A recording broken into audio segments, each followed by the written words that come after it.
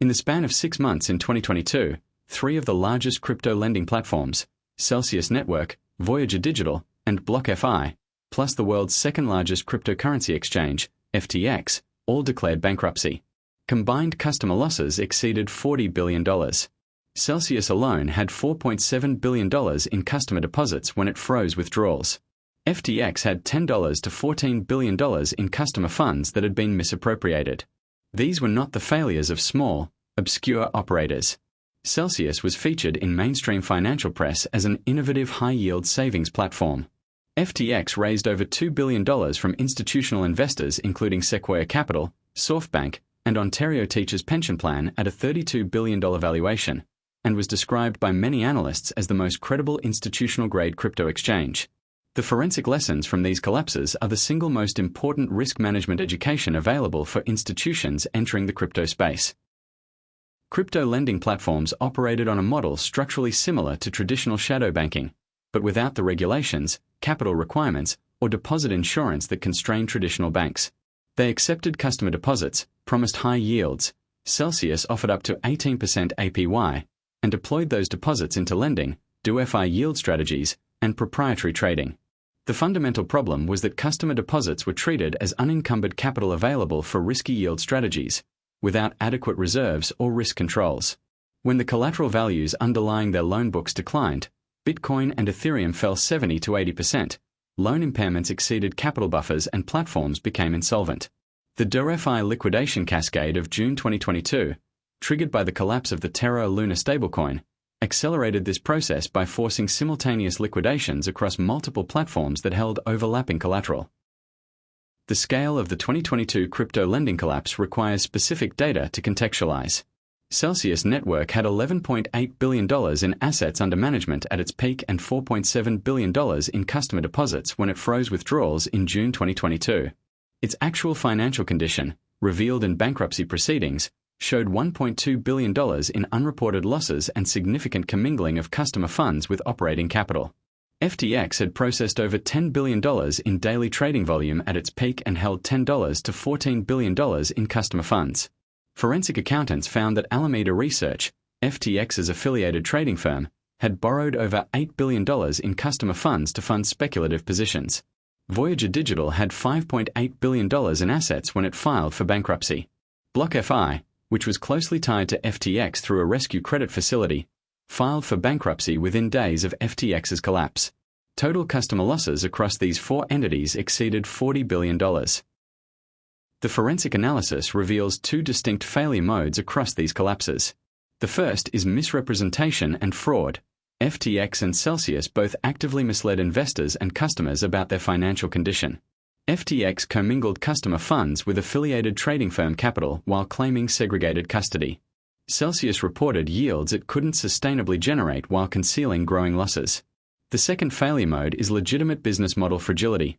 Platforms that honestly represented their business model but operated with insufficient risk controls, excessive leverage, and concentration in correlated assets. 3 Arrows Capital, the largest crypto hedge fund before its June 2022 collapse, fit this model. It had genuine institutional backing and made genuine investment decisions that were overwhelmed by leverage and concentrated exposure to Luna, Terra, and Grayscale Bitcoin Trust. Both failure modes provide different institutional lessons, but both require the same preventive framework: independent custody verification, financial audit scrutiny, and counterparty stress testing. The 2022 collapses revealed that the standard institutional due diligence framework, financial audits, management interviews, AUM verification, is categorically insufficient for crypto counterparties. Proof of reserves risk is primary. Without cryptographic verification that custodied assets actually exist on-chain, audited financial statements can be fabricated. Traditional auditors lack the blockchain expertise to verify crypto custody independently. Contagion risk is the second major concern. The crypto lending ecosystem was deeply interconnected. Celsius lent to 3AC, Voyager lent to 3AC, BlockFi was rescued by FTX. When the Terra collapse triggered 3AC's insolvency, all of these counterparties failed in sequence. Third is regulatory gap risk. Crypto lending platforms operated outside banking regulations specifically because they were not classified as deposit-taking institutions, a classification that denied their customers the deposit insurance protections that would have applied at a regulated bank. The collapse of FTX in November 2022 is the most consequential fraud case in crypto history and the defining institutional due diligence failure case study.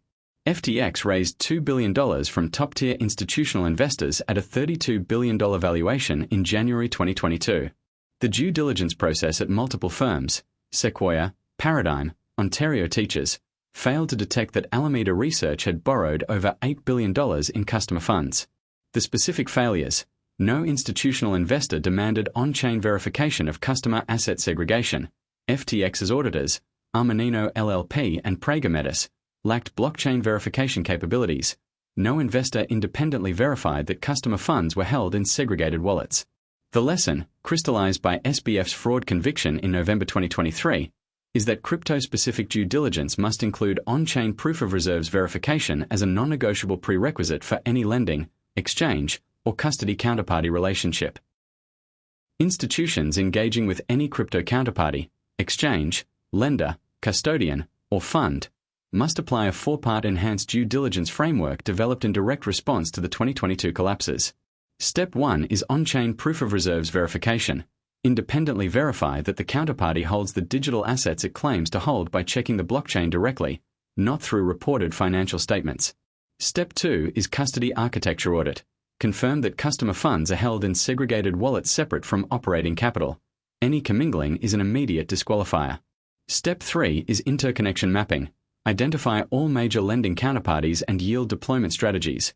If the fund or platform is significantly exposed to other crypto entities that could be systemically vulnerable, model the contagion scenario. Step 4 is withdrawal test. Before making a significant deposit, make a test withdrawal of a meaningful amount to verify that withdrawal mechanics work as described. 3 institutional mistakes define the 2022 pre-mortem. First, treating branded audit firms as sufficient verification of crypto asset custody. Armanino and Prager-Metis did not have blockchain verification capabilities. An audit of a crypto platform without on-chain verification is incomplete by definition. Second, viewing high yield as validation rather than as a warning signal. 18% APY from Celsius should have triggered questions about what risk was required to generate that yield, not confidence in the platform's financial health. Third, failing to model counterparty interconnection and contagion. Every institution with Celsius exposure should have mapped Celsius's exposure to 3AC and Luna before depositing. The contagion was visible in the loan books if anyone looked. The 2022 collapses were the most expensive institutional education in crypto history, and their lessons are specific enough to act on. On-chain proof of reserves is now the industry standard for credible crypto custodians. Any platform that refuses to provide cryptographic proof of reserves should be treated as a disqualified counterparty, regardless of brand, regulatory status, or management pedigree. The 2022 crypto lending collapse produced the most important institutional due diligence lessons in digital asset history. Applying them rigorously is the difference between protecting capital and repeating the mistakes. Subscribe to Crypto Mechanics for institutional-grade crypto analysis delivered weekly.